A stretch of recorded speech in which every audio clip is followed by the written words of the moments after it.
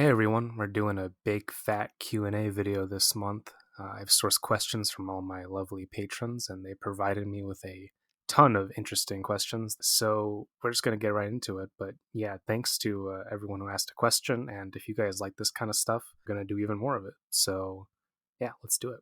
Dustin asks, of living directors today, if there were a one versus one Tekken style fighting tournament, which director would come out on top? Um, so we're like assuming that it's like a video game, like hand to hand, close quarters, judo throw, whatever, like we're not talking about, you know, because some fighting games have the bullshit where like characters have weapons. Some of them have it where it's like, oh, they whip out something for a special move. Usually they don't have guns, so the thing is living directors, right? Like old school directors, it's a really hard question. Living ones, it's a lot easier because a lot of them don't. They're just not fighters. I mean, these people aren't fucking, John Ford or whatever, who was like actually in combat or something. Like these, most directors are people who graduated film school or they came in from advertising or television or writing or whatever. Like these are people from an arts background who have basically stayed in that arts background, right? So who would come out on top? I would say most of them, like most of these fights, would be pretty pathetic. I mean, I don't know, like what we're saying here. Are we gonna have a lot of them are old too? Like, are we gonna have, we're gonna have Ridley Scott and Francis Ford Coppola, beat each other to death? It seems kind of a grotesque spectacle, but not necessarily uninteresting. My two answers for this. Okay, so the only one I could think of who's actually kind of a fighter is Oliver Stone. I mean, he's pretty old, but like we know for sure that he basically killed people. He talks about it in his autobiography in a somewhat oblique way that is a little bit suspicious. But yeah, like he definitely killed people in Vietnam. Like there's no, he killed some of the Viet Cong as a soldier. Like you just I don't see how he could avoid that, right? No matter how hard he tries to maybe gloss over it, but yeah, like he knows how to do this shit. So even if he's older, he's probably. I mean, I don't know if he has the tenacity to survive, right? There's the whole question of like, do you have the spiritual grit to last a fight? Maybe not for him. I don't know, but I mean, I would say he probably does the best and most consistently out of everyone. But the real winner is Werner Herzog, who will just not have to fight at all and essentially will intimidate all his opponents into giving up. So he'll naturally be the winner of this tournament. David asks, are you amused by the comments on some of your most popular letterbox reviews, such as Nomadland? I hated that film, but has there ever been a movie where you have done a complete 180 on? Either went from hating to loving it or vice versa on subsequent rewatches? Okay, two questions here. So, am I amused by the comments on popular reviews? Honestly, no. Like, once a comment thread gets into the, rando people are just commenting on it with like, when you get to the lamaus and the lulls and the you're dumb, and when it just becomes YouTube comments, I stop being interested. I like talking with people who I'm mutuals with and who I know like are interesting, and just anyone who has an authentic, well thought out, even if it's negative. Like if they express it in an interesting way, I'll be like, okay, sure, let's respond. But when it just becomes like 100 comment thread of just people shitting on me or even praising me, like it's not. It's like, what can you say? I don't know. Like I just don't have anything to say to that. It's not even that it's like I'm angry about it or that it amuses me. Like you said, David, it's just more, especially with my more popular reviews. I wish that if there were valid comments that I could basically respond to every single one. But after a point, it just gets too much of this enormous mass, and I just don't know what to do with it. So yeah, it's just one of those weird things where one person can only really do so much, and I only have so much time in the day. But I try to reply to good comments when I can, and generally most of them are very good. So let's see, movies that I've done a complete 180 on. I used to like, this will surprise a lot of people. I used to not really be into Michael Mann. I didn't like Manhunter when I saw it. I thought Thief was good, and I didn't really like Heat. I watched Heat because I was a big fan of Payday 2, the video game, which is just essentially a Heat ripoff in a video game form. so I'm like, oh, I like this game, so I'll fucking watch the movie. And the movie, like, this is very, very early in my cinephilia. This is like around 2015, 2016. uh, and I just didn't have much context. Like, I just didn't have any understanding of film whatsoever as a medium. So I watched it and I was like, it's kind of boring. It's 3 hours. There's not enough action. Da da da da. Like I had a very Philistinian understanding of what a movie like that should be. Like, I wanted the J.J. Abrams plot delivery machine is essentially what it was. And Heat and other Mike Glenn movies just didn't give that to you. It basically took me until I watched Collateral and Miami Vice for me to really get Michael Mann. And then I went back and watched his other stuff and was like, oh, actually, Manhunter's a masterpiece. He's a masterpiece. So that's from kind of hating to loving. Uh, oh, and just to like out myself further, I was one of those idiots who thought, oh man, this movie's so long and it's so complicated. It should be a TV miniseries instead of a movie, which I would never say now. And if I could go back in the past, I would punch the younger version of me for even thinking of saying that, or even thinking of thinking it. It's just completely absurd. And then movies that I've went from loving to hating. There's this is tough. I used to really like Pacific Rim, and I used to think that I really enjoyed Del Toro. With stuff like Blade 2. I don't hate Pacific Rim by any means, but I've very much grown disenchanted with that whole project of his where it feels like the world's biggest fanboy of certain genre movies, like kaiju and mecha with Pacific Rim's case, just making a version of that has zero understanding of what that actually is or why it's interesting. Like, he talks about this on the director's commentary. I remember where Del Toro says, like, oh well, we when we were constructing the script for this, we modeled it after a sports movie, so it's not really a movie about monsters. It's a movie that's about teamwork and camaraderie. And that's not bad. That's an interesting idea. But when you watch a movie like Pacific Rim, you really understand that all the mecha and kaiju stuff is essentially just dressing, and he's not really interested in them on their own terms. Like, it's rendered in a quite a interesting, magnificent way, but like the kaiju in the movie are just there's generic monsters. There's no beauty to them. There's no real haunting humanity to them that you would find in King Kong or Godzilla or Gamera. There's none of that, right? There's no attempt to make the monsters have their own subjectivity. They're just video game bad guys to be punched and killed, and they're treated more like the aliens in Independence Day or something. There's an obstacle that gets in the way of our hero's self-actualization. And you could say, well, I actually like that, so that's fine, right? Like, it's not the worst thing in the world. I don't hate Pacific Rim at all, but I used to be like, oh, this is a great movie. It's one of my favorites. And then I kind of realized that this actually doesn't have anything to do with what I like in kaiju. It happens all the time. You grow as a person, you end up kind of moving past certain things or moving towards others, and it is what it is. A couple others too. I used to not like Escape from LA, Man on Fire, like basically the films that have not been canonized by great filmmakers, right? Everyone who loves Tony Scott, they're like, oh well, Crimson Tide and True Romance, and like they have all the same topical favorites that have been decided for them by other people. And so when I watch Man on Fire, I'm like, well, this isn't Top Gun and it's not da da da, so I don't like it. And honestly, what it was, even more than the style, was that I was so upset in the middle when I thought that they had actually killed Lupita, the character that Dakota Fanning plays, because I was so emotionally involved in the movie that I thought, oh, you killed this little girl, like, for Denzel. And I just shut it off halfway through because I legitimately could not watch it because I was so distraught by that. It's almost like Tony Scott did his job too well.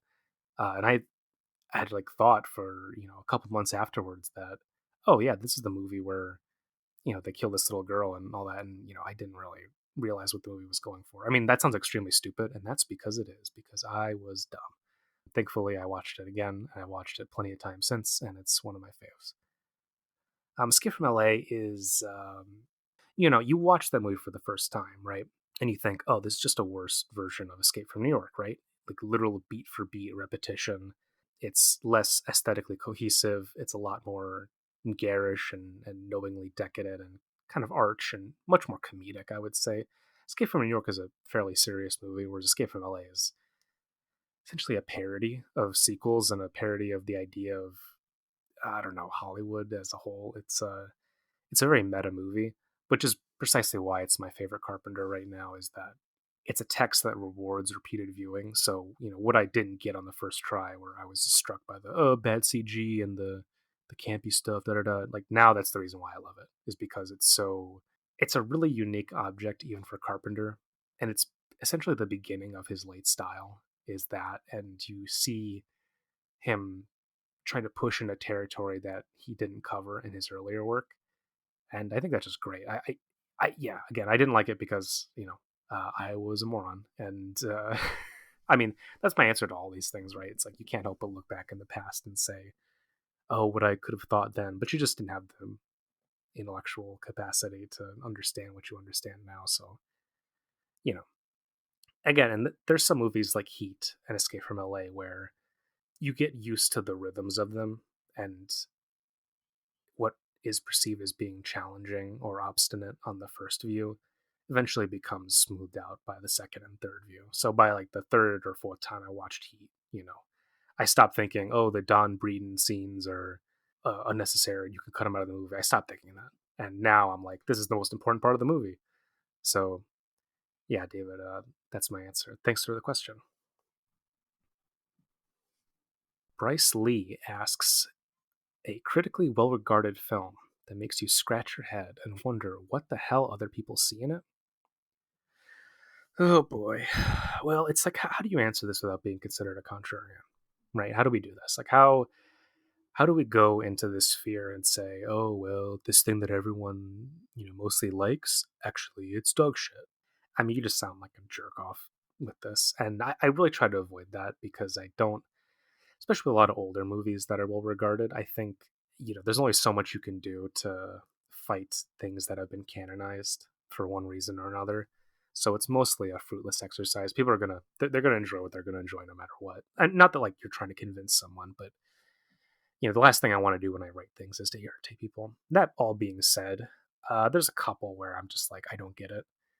Um, and I may look back on this and in my answers here in a couple of years and say, "Oh, I was dumb," just like how the question I answered is me reflecting on how dumb I was in the past. So take this with not a grain of salt, but like a pinch of salt. Get some good salt, but just put it in your hand and regard that. All About Eve, the Joseph L. Mankiewicz film. I think I got that right. Uh, I just have a thing. I really don't like a lot of the times when screenwriters and thespians become directors, they just produce cinema that I am just fundamentally not interested in. I just don't care. All About Eve is a literary movie. It would make a great book. It's just there's no panache. All of it is filmed in back rooms and fucking alleyways, and it's just such a painfully set bound film. And really, when you need a drama like that, you do need some, like when Douglas Sirk does this stuff. Yeah, his stuff is set bound, but he makes things very dynamic, very eye popping, and he knows how to use color, how to move the camera. Joseph L. Mankiewicz, I don't know. That's the only film I've really seen by him, and I really wasn't impressed. And I saw all the praise that All Buddy was giving, and I'll just say this: there are some films that get praised for the content over the form. So you'll have people saying, "Oh, well, look at the story it's telling, and isn't that great?" To me, like a great story is a great story, but All About Eve is a great book. What makes it a great film? Not much, really. It's just not visually interesting. It's boring, and also I'm a little bit tired of this whole like we're gonna take a cynical look at acting in Hollywood and da da da whatever that whole genre of movie. I think something like Sunset Boulevard perfects that, and everything else trying to imitate that usually fails. And All About Eve seems to me to be somewhat of like a lesser version of a thing like that, where Sunset Boulevard, it's about Hollywood, but also it's just an interesting mystery film. It's got good characters in it, and it's well shot. Billy Wilder knows how to do stuff generally. He's one of the few writer directors who actually knows how to fucking put the camera in the right place. So Yeah, All About Eve just doesn't do it for me. I mean, like, I get the whole. I think it's a very, again, it's a textually interesting story, but just not presented with any visual sensibility that strikes me as being worth the time. It's a long movie too. It's one of those movies where I'm like, fuck, you're halfway through and you're just, when is this fucking gonna get over? I'm right now. I'm really not super into Hitchcock. I got to admit, I've only seen his late stuff, and I really, really like Rear Window, and the rest I'm mixed on. I don't hate him. I want to see his earlier work because the Vertigo was the one where it's on the Sight and Sound, high up there on the Sight and Sound pole. Everyone constantly talks about it. Zizek talks about it in his movies on film, and I don't know. The psychoanalytic stuff in Hitchcock movies just doesn't interest me. I don't fucking care about psychoanalysis, and just the craft is obvious. Like, it can't be denied. Like, he's not a bad director. I just find something indifferent about his later work that I've seen. I've seen all the popular ones, like Psycho and yeah, Vertigo and The Birds. I've seen the ones that show up on TV or that I saw in school. But I like to see his earlier stuff where he was, you know, like still in the studio system, and I'd like to appreciate that if I can, because I know he's made some films that I'll love. But yeah, like Vertigo specifically, I watch it, I say, this is really the movie that we've decided to elevate to be right next to Citizen Kane and John Dielman and all that shit, and it's just no, like I, it just doesn't mean anything to me. Like, Hitchcock is, yeah, he's a figure that I still have to quite figure out. Basically anything that William Friedkin does. I just don't care about The Exorcist. I don't care about The French Connection. I think French Connection 2 by John Frankenheimer is better than the first one. I like Cruising. I think Cruising is pretty good. But yeah, all the stuff I've seen of William Friedkin, I know he's a big influence on Michael Mann, and I can very much see that. But Friedkin, to me, just he is a aspect of New Hollywood, that verisimilitude, documentary approach to making film. He's very interested in immersing himself in certain worlds and tapestries in his movies. I just, I watch a movie like The French Connection and I can admire the craft, but that's about it. It just doesn't grab me in any emotional way. Anything Aaron Sorkin is involved with, uh, even movies he doesn't direct that he writes. I don't mind The Social Network. I think it's good, but everything else Sorkin does, I think he's simply the worst. He is the bane of my existence, and it baffles me why people like him. I mean, I understand, like, if you're a liberal centrist and Sorkin really speaks to you and your brain poison mindset, but no, he's awful. He's just, I really, like, if I had an enemy in the cinema, it would be Aaron Sorkin. He represents everything I don't like. Yeah, what else? What else? Critically well regarded film. You know, John Huston, the early stuff I've seen of him, like from the 50s and before, I'm really not impressed. Like, I will just say this to anyone: compare the Maltese Falcon to something like The Big Sleep or Double Indemnity or Out of the Past.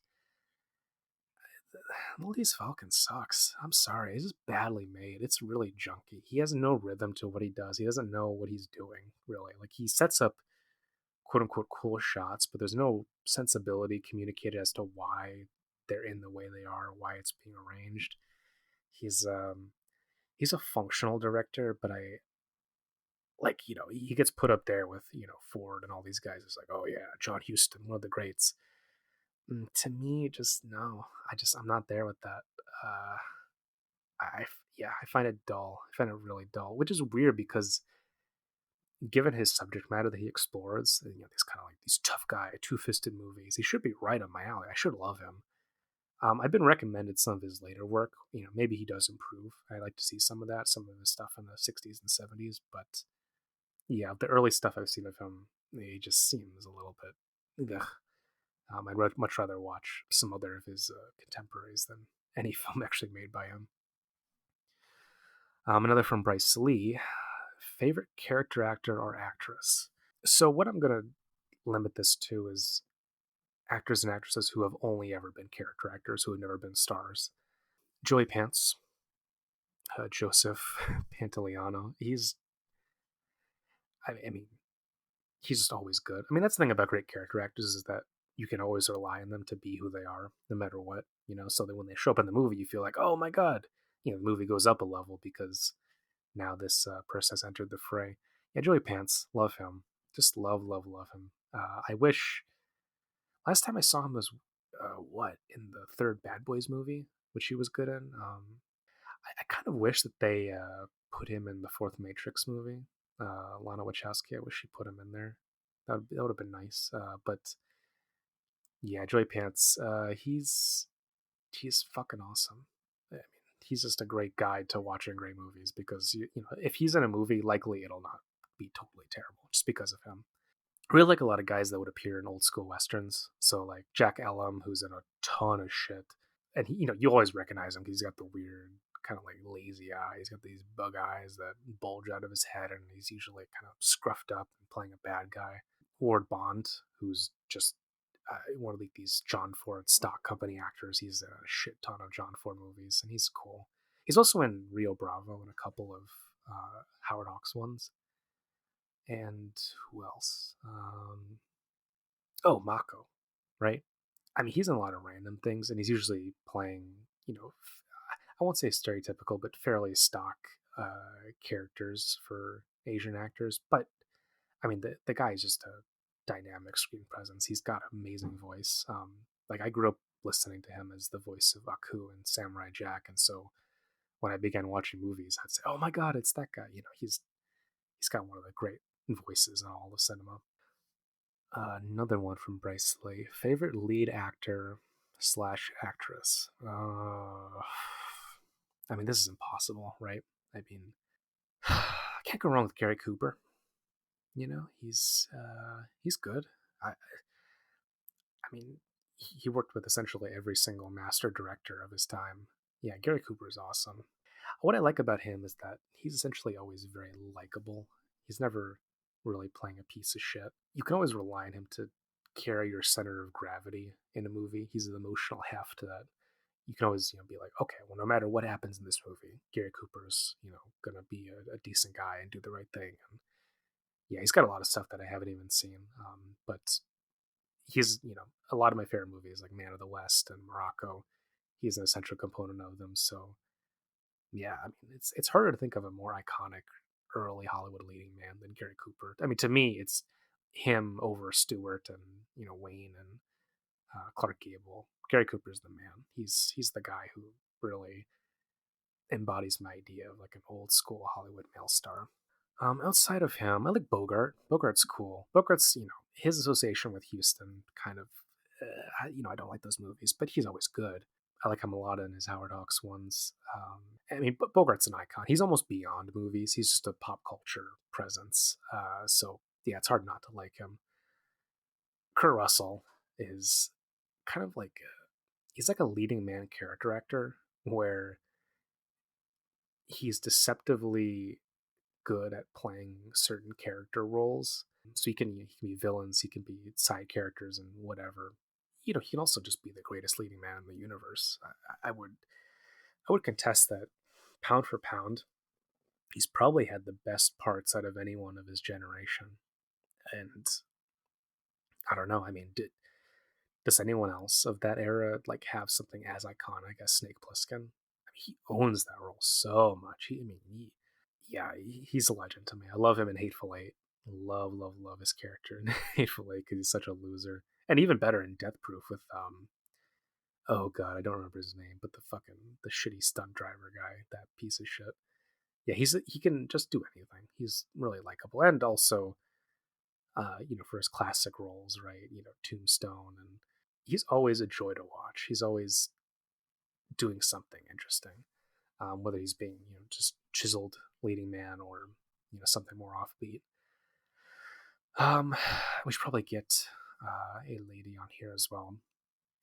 Zhao Tao. Zhao Tao from all of the Zhao Zhenke movies that she's in, who is her husband. It's funny because earlier in Zhao Zhenke's career, he tended to focus more on I forget the actor's name, but he had more of an idea of leading men. But as he's going on and on, he's more and more focused on Zhao Tao as being the locus of his movies, and she's really grown as an actress. I mean, she was always good in them, but you watch her in Mountains May Depart or Ashes Purest White, and I dare anyone to say that this is a case of simple nepotism or whatever. No, no, no, no. She's essential to those movies. Those movies would not work without her. Yeah, I'd like to see her work outside of Zhezhenka. I actually don't know if she's done that much. That's not with her husband, but if she has, I would love to see it. Another one, a movie that makes you laugh the hardest. Oh God, I don't actually watch a lot of comedies. Comedy is like a genre that I'm very particular with. I can't just turn it on. I kind of have to be in the mood for it. I don't know why. I mean, The Wolf of Wall Street just gets me every time. It's one of those movies where there's just a gag every single couple of seconds. There's some insane bullshit happening, and everyone's riffing, and Leo's so good at selling those shitty lines, and it's just everyone's funny in it. Everyone's awesome. I probably laughed at that movie more than any other one. Snatch is very funny to me. Guy Ritchie has like a good sense of humor. It's weird because he's never really made a straight comedy, if that even exists anymore in the modern, Hollywood ecosystem. But he could if he wanted to, because I think Snatch and Lock, Stock are very funny. He's got a great sense of visual timing. I mean, all his movies, to one degree or another, are comedies, right? Man from Uncle is a buddy comedy, and Aladdin has that Disney comedic thing. Although that movie fucking sucks. I mean, the Sherlock Holmes movies are extremely funny. Actually, I mean, Snatch is his best movie, but overall, I would like to see Richie do something that's just like, maybe just not action, but just have Jason Statham being funny in some weird context. He could do it. That'd be great at it. I haven't seen a lot of old school comedies, so the only one that really sticks out with me, I'm a big fan of the Howard Hawks ones, the Screwballs, the Gentlemen Prefer Blondes, and the Bring Up Baby, His Girl Friday. I mean, I love Buster Keaton.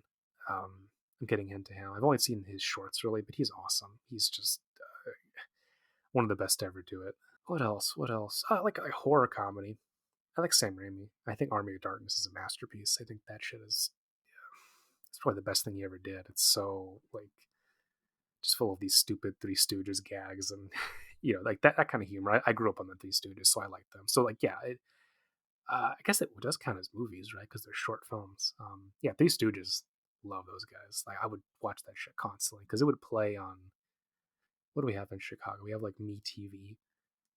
It would play on there constantly. I would watch the Three Stooges shorts over and over because they would play on a loop for entire day after I got home. And I haven't logged them on letterboxd because I couldn't tell the difference between one or the other, but I got to revisit them someday because I love the Stooges.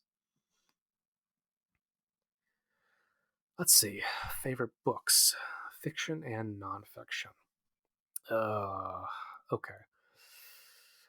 I wrote up a little bit of a list here because it's hard to recall from memory. I mean, anything that Henry James wrote, so like Golden Bowl, Portrait of a Lady, Philip K. Dick's Valis and his Valis trilogy and his other works. PKD is awesome.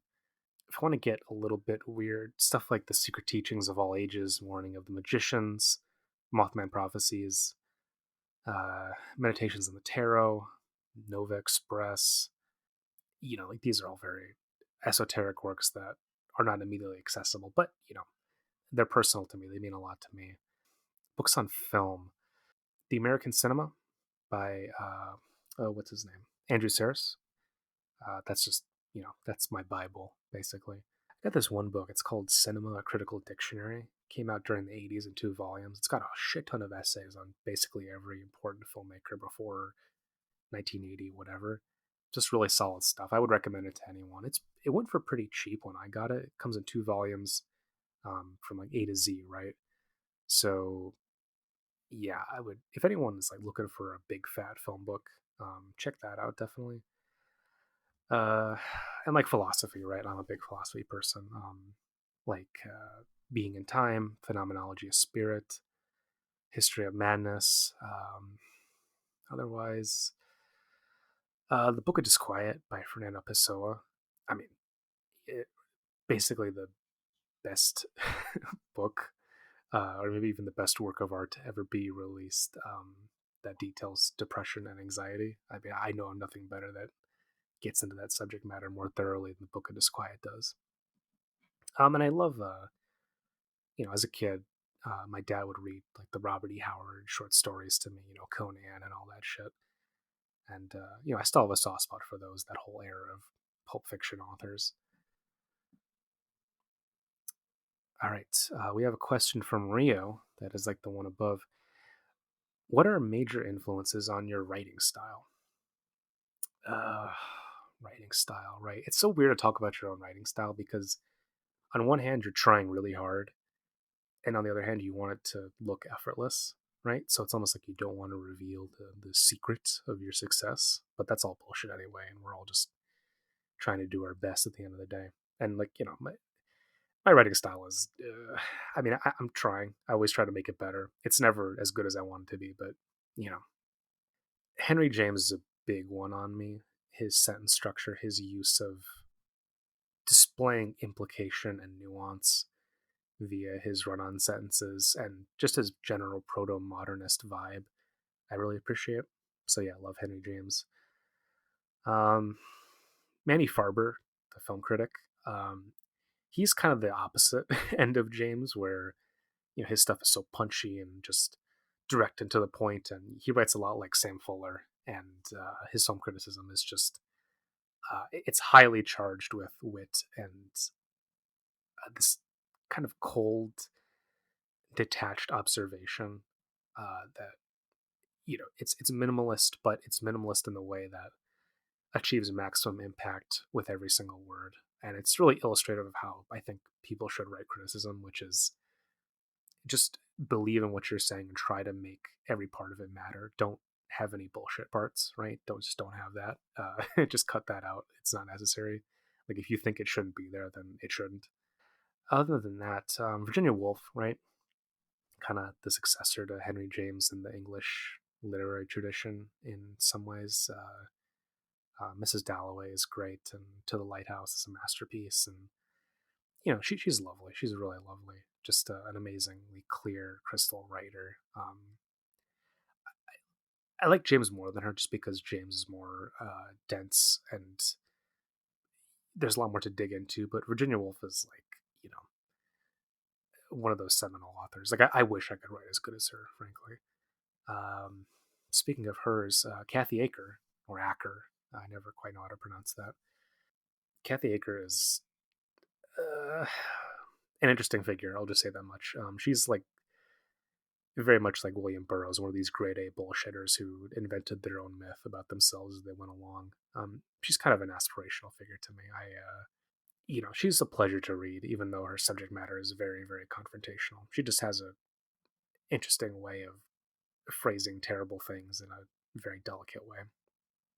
Uh, John Keel is my favorite author of the paranormal. He writes in this easygoing journalistic style that is heavy on the detail, sometimes repetitive, but he always is good at managing this undercurrent of a overall theme in whatever he's talking about. So the whole work that he's doing ends up having this crystalline structure where every part reflects the other part.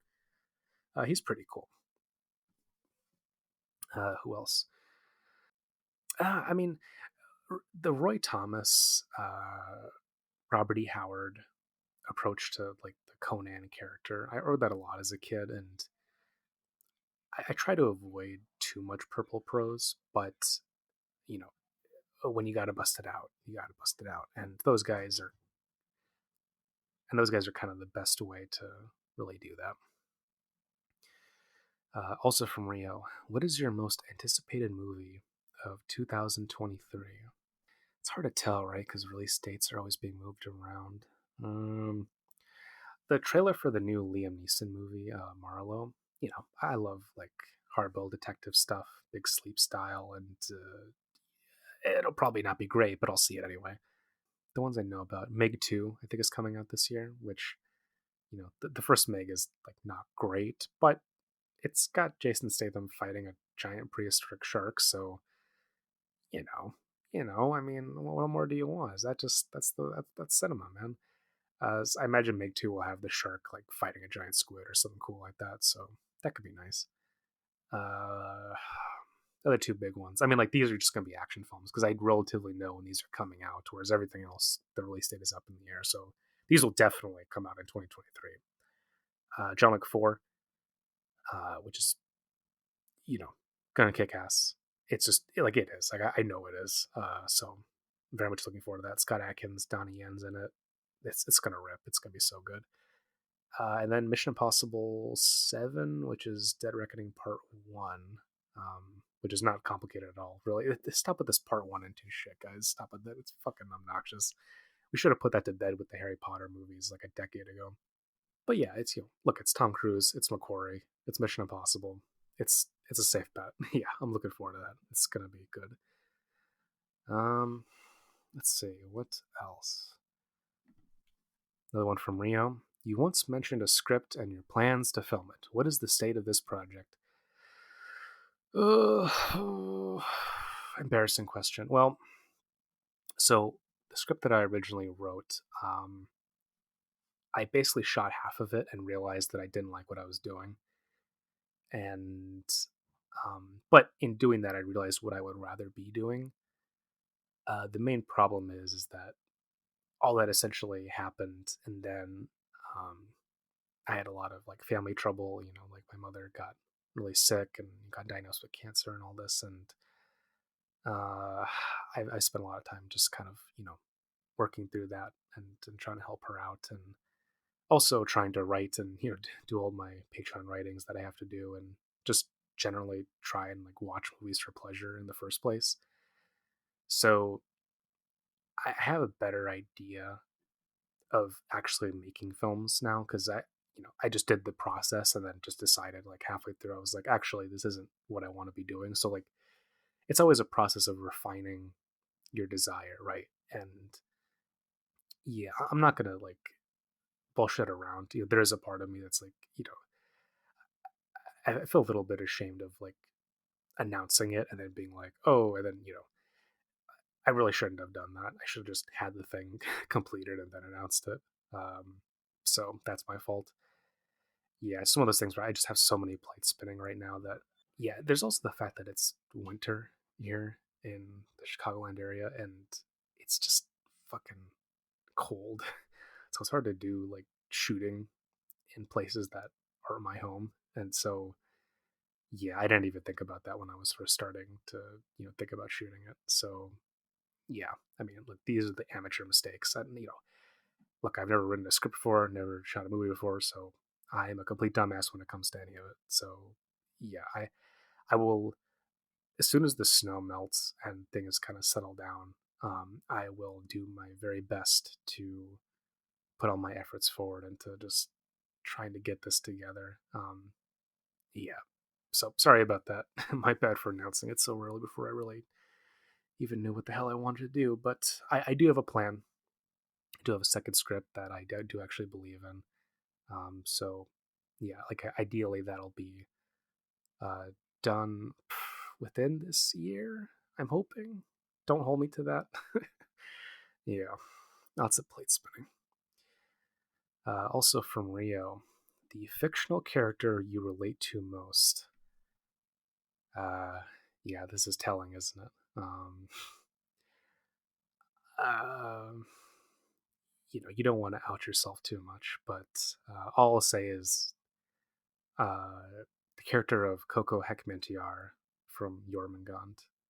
Uh, yeah, yeah, I relate to her a lot. Not in the whole like war criminal thing, but in other means. How old are your cats, and what are their names? Okay, so I have three cats. They're around a decade old. The one with the white, more patchy fur, his name is Spook, and then the one that's just jet black and looks kind of like the spooky Halloween cat that you see in like the stereotypical image of Halloween, with the cat on the gravestone going meow. Her name is Sparkle, and they both had a kid, and her name is Edelweiss, and she kind of has this black and white Oreo look. Your favorite writers on Letterboxd? Okay. If I don't mention anyone, please don't take it personally. There's only so many people I can talk about, and yeah, God. Um, PD187, I think, is the best writer on Letterboxd. I think they do the most work. Uh, they put the most effort into their reviews, and they do what no one else does. No one else writes stuff like them, and I don't think anyone else can. Yeah, like in my opinion, if Letterboxd has any justification as a site, it's definitely not for people like me. It's for people to read the reviews and works of PD187. So yeah, fucking follow them. Like, yeah, don't follow me, follow them. Who else? My friend Lyra, she does great work. She's retired right now as of 2023. I like her stuff. She's interesting. It's definitely not a way that I would write, but it's a way that I enjoy reading, where it's just someone else's entirely different style that I don't even approach or I'm really interested in, but I enjoy just observing the quality of it and the way that it's evolved over the years. Um, okay, this is a tough one. I don't know how to pronounce his name. Neil Bahadur. Bahadur? Neil Bahadur? Like, I don't know if that's Irish or so. Sorry, Neil, for mispronouncing your name, but just I've never spoken with him, so I actually don't know how to say it. But yeah, Neil, you know him, and he's all over Letterbox, but his work is great. He's such a appreciator of classicism, and I learned quite a lot about just basic topics from reading his work. He reminds me a lot of Andrew Sarris in many ways. Also, you mentioned guys like Tad Gallagher. Um, yeah, Neil's just he's quite good. He's quite good. I wish he wrote more frequently nowadays because a lot of his reviews are just older. But yeah, anytime he posts something, it's exciting. Nomenclature or nomenclature, well, however they want their name to be said. They do essentially only reviews of sex thrillers and neo noirs and just noirs in general. That's their favorite type of genre. And in regards to that, they are essentially the expert as far as I'm concerned. I got introduced to stuff like Miami Blues and Blood and Concrete and what was the other one? The Last Seduction. These really good, interesting movies that I would have never heard about otherwise. So, if you want good neo noir stuff, Nomenclature is awesome. I love Will. Silent Dawn, I think is his name on Letterboxd. He's cool. He's just a great guy. I mean, like, like his stuff is always solid and is on the line between personal and thoughtful, and you can't really go wrong with any of his stuff. It's always a joy to read. And lastly, I would say with a qualifier, Matt Lynch, who I used to really admire, and like I still admire him. His older views had a lot of effort put into them, and I think he has quite a way of putting things, and he's very astute. Nowadays, most of his reviews are just like one sentence long, or they're essentially bylines for stuff that he'll write for publications. So he's obviously made it, but yeah, I wish he would just write longer stuff. Frankly, I wish he did because I think he has a talent for it, and the one sentence gotcha things that he does nowadays, it just doesn't sate the appetite the way that his older reviews used to. But it is what it is. What is your weirdest habit? I've never heard of anyone else doing this, so I'll just. Okay, so I hate being shocked by static electricity, right? Um, that's a problem when a lot of doors are, they have metal. You have to push to some part that's metal, or you got to handle a metal doorknob or whatever. I hate that because I always get shocked. And so I'm like really paranoid about how much static electricity I built because you don't know, right? So what I end up doing is like I found that static electricity is the worst when you reach out with your fingers because your fingers, right, it goes straight into your bone, right? It's like a conduit. So what I end up doing is I always press like my full forearm into the side of a door before I open it, and it's yeah, I guess that's a weird habit. I don't know why. It just I hate being shocked. I hate it. Do you have a hot take about food? Do I have a hot take about food? I mean, Not really, because I don't know, like outside of my allergies, like my taste is pretty standard. Respect to people who are vegans. That's cool. Whatever you got to do. I would never do that shit. I'm sorry. I just, I just love pork too much. Pork is amazing. I can't give that shit up. You're asking me to give up pork and bacon and all that shit. I can't do it. I really can't. Like, I fully understand like ethical implications or whatever, but everyone needs their sin, and I suppose that's mine. That's my hot take about food. Why do you prefer the full star rating system over the half star rating system? Uh, it's because half stars to me are pointless.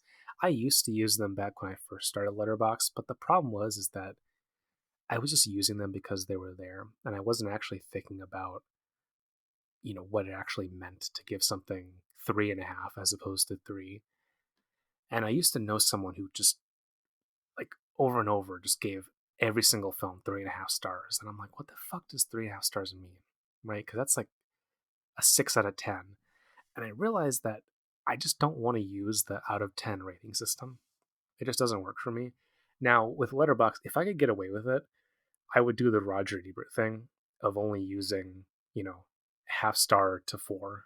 I would only use that as my system. I would only go up to 4 stars but because Letterboxd is the way it is, you know, I'm just making do. Um, I mean, again, I only use like literally a half star for movies that I fucking hate, that just I hate with every fiber of my being. Uh, Outside of that, yeah, I just stick with full stars. It makes sense to me. It forces you to decide how you actually feel about something, right? So instead of being like, well, I like this part, so I give it 3 out of 3.5 out of whatever. Like you have to decide, all right, is this a 3 star? Is this a 4 star? You have to make up your fucking mind. And it's just how I do things. Other people have different methods. Some people don't give stars at all. It's just I, I tried to seriously consider like what does rating something mean to me, and that's the kind of thought process that I went with. All right, some questions from Michael Carroll. One, did the UFO in Ash's Purest White evoke anything in you intellectually or emotionally that you wish to share? No, I don't want to share anything about my thoughts about the UFO and Ash's Purest White. No, I mean, I would say from an auteurist perspective, the thing I most think about in Ash's Purest White is how the presence of supernatural elements like UFOs is similar to the way that he deploys animation in the world, and how he uses these little moments of, again, like it's like the supernatural imposing itself on his otherwise realist structure. I mean, frankly, the world is the film where he ends up finding truly his own language and stops, you know, really just being a great imitator of guys like Ozu and Ho Xiaoshen. So, in his later movies, when he has like, these rocket ships, or when you have the Ash's Purest White UFO, it's just, you know, it's what he does, right? It's a part of his thematic and visual language. And I think it also is like, it has something to do with the digital presence of modernity in China. I fucking hate using the term modernity, but it's what he's talking about. It's his thing, not mine. Yeah, I would love to talk to him about UFOs, but I don't speak Mandarin or Cantonese, so that'll probably never happen. Another one from Michael Carroll. How much thought do you put into your letterbox star rating, and why do you avoid half stars? Like explain like why I avoid half stars from the above question. How much thought do I put into things? With stars, I generally try to go with my gut. I try to be true to that, right? If something doesn't feel of a certain tier, then I just don't put it there, right? I try not to give pity ratings if I can help it. I try to always have in my mind other things that I've given a similar star rating to. So, if it's not on that level, then I'm like, is this the same quality as this movie? And if the answer is no, then I don't put it on that level. I mean, I put a fair bit of thought into it, but also if I just plainly enjoy something, I'll just, you know, give it what I think is proper. The difficult one for me is always whether to give something 2 or 3, because 2 is just, I feel nothing about it. Whereas 3, I had a half decent time, and that's not always easily discernible. Questions from Meme Core, or Meme Corpse with a Z. Meme Corbs. Number one, what are some of your favorite theater experiences? Generally, I like it when the audience gets all rowdy into the movie. The audiences around me usually are pretty placid, which I think is not the best, not ideal. But I remember Pacific Rim. That's that was a crazy experience where everyone in the audience was hyped up and everyone was having a good time, just cheering and yelling during all the big scenes. It's a real crowd pleaser movie. I'm surprised it didn't do bigger business because all the audiences I saw it with were very happy. The audience for Prometheus, that film, people were out of their minds in that because just no one knew what to expect from Prometheus, and the turns that film took. People were yelling and some people were crying in the theater when I saw that. It was a lot of stuff going on there. John Wick 3 was awesome because it was opening night when I saw it first, and we all were excited for what was to come, but how the film literally just drops you straight into the action and just doesn't let up for like 30 minutes straight with the whole New York set piece of his escape. I mean, that was incredible because you could feel the energy in the room, and everyone was like, every time someone got killed, the audience went, "Whoa!" It was, that's what you want. That stuff's great. Yeah, those are the ones that come to mind. It's so funny because I remember when I seen the first Avengers movie, people laughing and cheering along with it, and that was in 2012. And then I remember seeing Avengers Endgame, and that place was like a fucking graveyard. No one laughed, no one clapped. It was opening weekend, and everyone was treating that like it was a fucking funeral. It was so strange. I still don't know why that was. I mean, make up your own conjecture, but I just offer that as an example. What are some of the earliest films you remember loving? I inherited a lot of my dad's taste in movies. He just, he showed me a lot of his stuff. We would go to used video shops or blockbusters and just rent out whatever. And I quickly kind of picked up on what I was, vibing with. Godzilla versus Mechagodzilla was my first kaiju movie, and it's still one of my favorites. And yeah, I just watched it over and over and over again. Then the rest are, stuff that I generally still like to this day. Alien, Commando, Conan the Barbarian, big Arnie fan. Men in Black, that's this is when I just thought Will Smith was the coolest guy in the world. Love Men in Black. The Matrix, Jurassic Park, watched that a bajillion times, and then Raiders of the Lost Ark. You know, just like these really foundational films to me. Like it's not too hard to tell what I'm into based on the titles I just said. But yeah, those were like from when I was like 5 to when I was 11. I just saw those at least 100 times each. I think. I know I've seen Commando 100 times. That shit. I mean, it's an intuitive film for me at this point. Number three, since I know that you don't like body horror films because they make you nauseous, are there any other kinds of films that you don't like to watch for irrational slash subjective reasons? I find that I don't really like parody movies. And the reason more or less is that I'd rather be watching the thing that's being parodied rather than, the parody movie. Now, this isn't like I like parody movies where it still functions as a version of its genre, right? So you could still watch it and be like, oh, but this is a parody of action movies, but it's still a kick-ass action movie, right? That's cool. I'm fine with that. But parody movies where there's just not a lot of craft going into it, and they just were like, oh man, let's just make fun of this, and isn't this crazy and ridiculous? And it's like, yeah, but that's also like why I like these things because they're crazy and ridiculous. So yeah, that whole wave of in the 2000s of those like Friedberg and Seltzer, Meet the Spartans and Epic Movie and all that bullshit. That stuff, that was a dark time. Like I remember, catching those at some point and just being like, wow, this is the dregs. Yeah, not. I mean, I wouldn't say it's an irrational hatred. I have my reasons, but yeah, I just don't like that whole. I mean, it really came of age in the 2000s, I feel, but yeah, that stuff just is not my bag. I'd rather watch something that's more authentic and genuine. What are your favorite looking films? Basically, the films with the best cinematography in your eyes. Oh, God. um, I mean, it's like, oh, name your favorite cinematographer. I anything that Alex Thompson did. Um, he photographed Demolition Man and Excalibur and Alien 3. I mean, Alex Thompson, uh, frankly, like just straight up I mean, his stuff is magnificent to me. Anytime, whatever he shoots, I think it's just, even if the movie's bad, his images are indelible. Uh, the Quiet Man, I forget who shot that, but Quiet Man just looks perfect. I mean, it's about as good as mid-century movies look.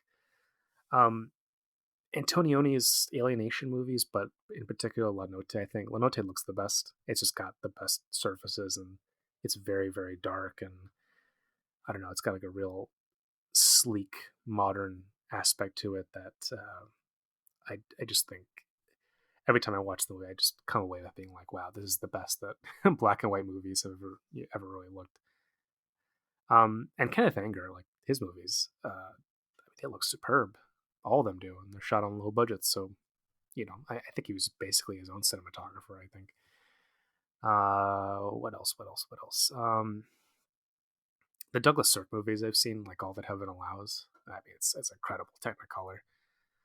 Sternberg, who essentially was the cinematographer on every movie he directed. I mean, he worked with great cinematographers, but he was very commanding. So, when you watch the crazy shit in Scarlet Empress, a lot of that is just, him fucking around with the lighting. He was his own guy.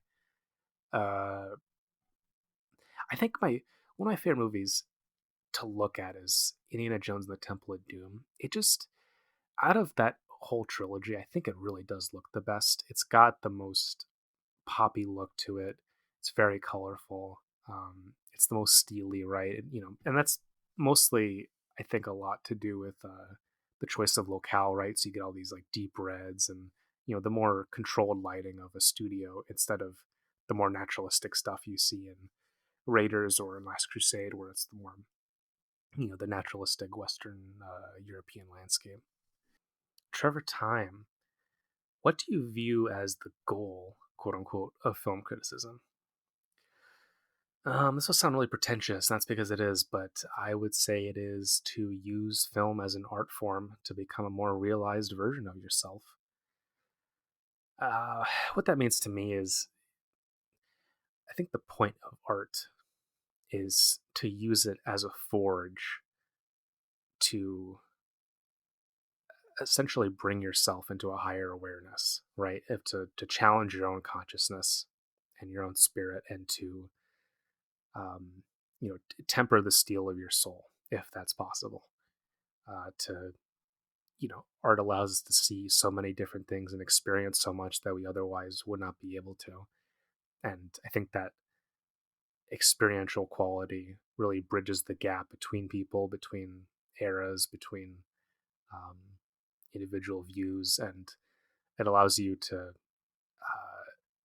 it lets you just, yeah, again, to just become someone who you weren't a couple seconds ago. Every time you watch a movie, you're a different person than the person who started this. This is what Heraclitus talks about. It's you know ideally good film criticism should change you as a person, just like a good film does. And I think practicing film criticism, you should always be trying to grow. Um, when I first started watching movies consistently, I would just only watch action movies essentially. But eventually, I just was like, you know what?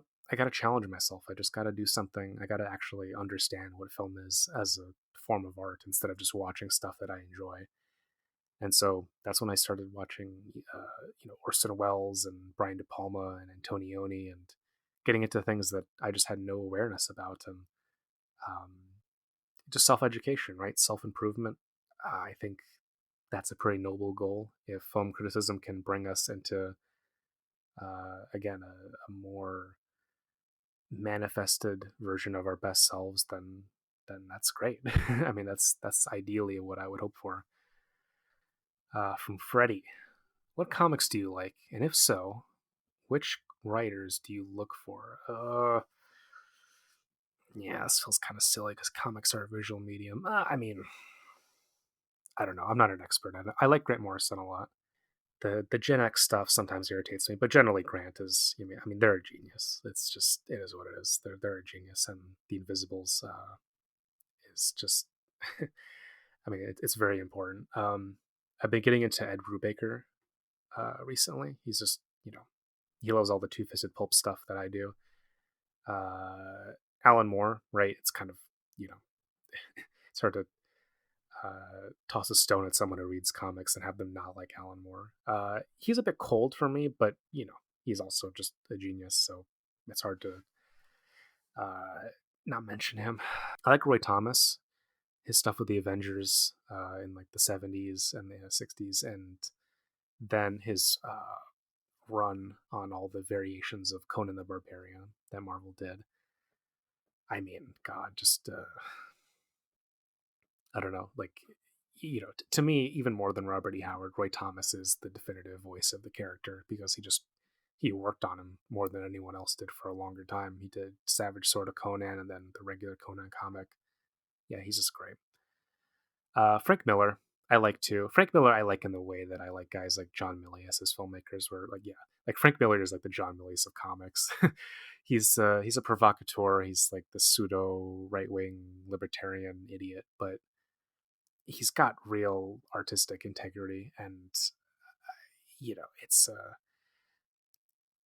when he gets going on a certain train of thought or a certain display. I mean, look, the Dark Knight Returns is it's indisputable as far as I think it's doesn't get much better than that for Batman stories because it just covers all the bases and is obviously massively influential and yada yada yada. You already know this. Uh, yeah, a lot of people hate Frank Miller. I don't. Obviously, I disagree with his politics, but I think he's an interesting artist. And Brian K. Vaughan, who wrote my favorite comic ever, The Runaways. And he wrote stuff like Saga, Why the Last Man. Yeah, I just read a lot of his work, probably more than any other singular author.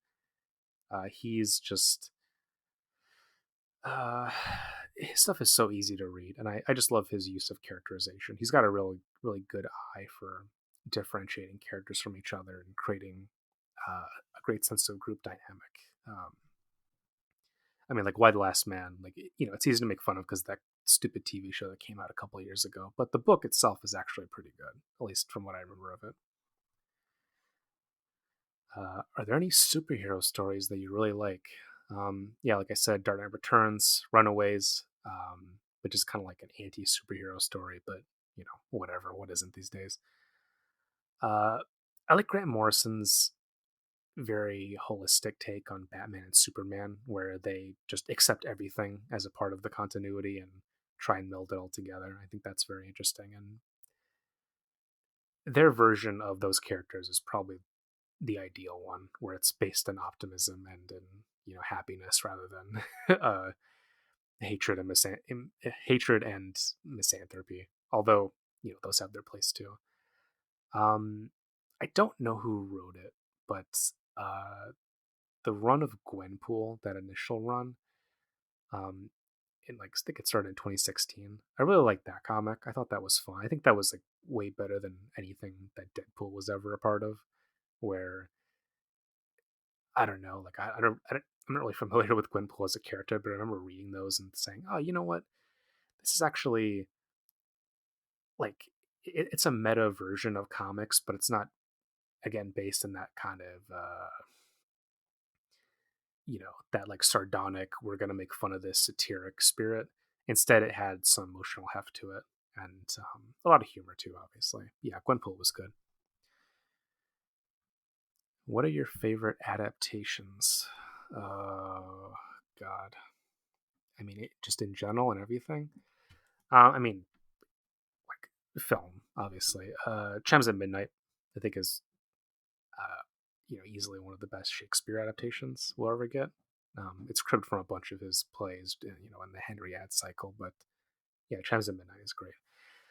Uh, American Psycho, it's I would say the movie's probably better than the book, but the book's really good. It's you know it's Bret Easton Ellis, and it's before he became a madman, so yeah, American Psycho, it's a good adaptation.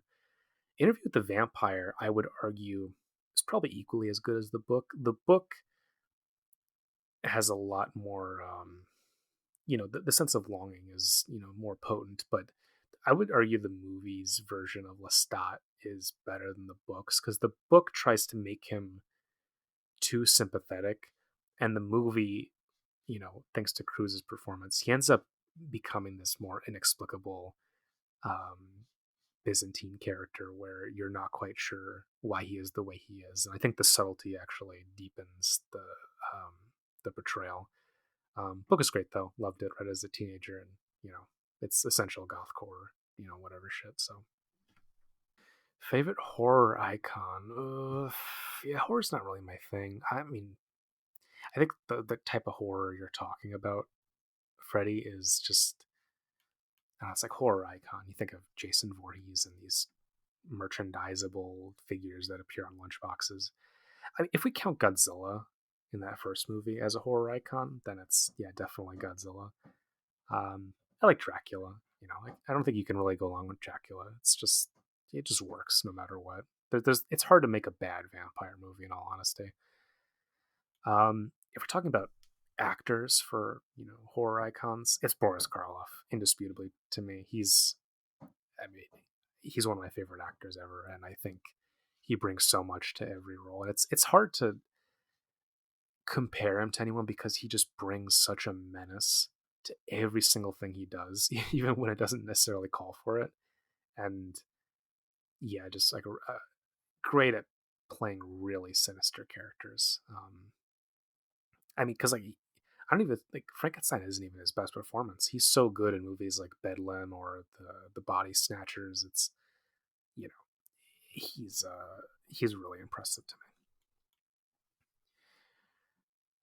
From Evelyn, what films/books would be on the syllabus for UE University? God, I would question any institution that would name themselves after me, but I've already talked about books above, so I would like to teach a course on the influence of expressionism. So like starting in Germany with Murnau and Lang and all that shit, but then going into John Ford, Orson Welles, and even like Robert Wise, and then going into the neo expressionists, where like in the late '70s you get guys like Ridley Scott and like the whole music video, TV commercial uh, generation of directors that come into Hollywood and bring this really intense sense of lighting and artistry to films. And uh, like Blade Runner is one of these. The like the Highlander movies directed by Russell Mulcahy, The Shadow that he did. I mean, that's a very kind of Murnau esque movie. Um, yeah, I wouldn't want to run a. I don't want to run a university. I just would like to teach a course, on like expressionism because it fascinates me. What will emerge from the collapse of Hollywood hegemony? God, can't come soon enough. I'll tell you that much. What I would hope for is that you would have more international co-productions and filmmakers who operate in different nations, right? So, like, I would like to see American directors making films in China, and then I don't know, like the vice versa, or Japanese filmmakers making films in Europe, and I would just like to see more cross pollination of style and influence, and ideally just creating a more balanced sense of um, a worldwide film community that isn't entirely rooted in centers of power, like uh, has traditionally been the case in movies, the history of movies in the 20th century and then the early 21st.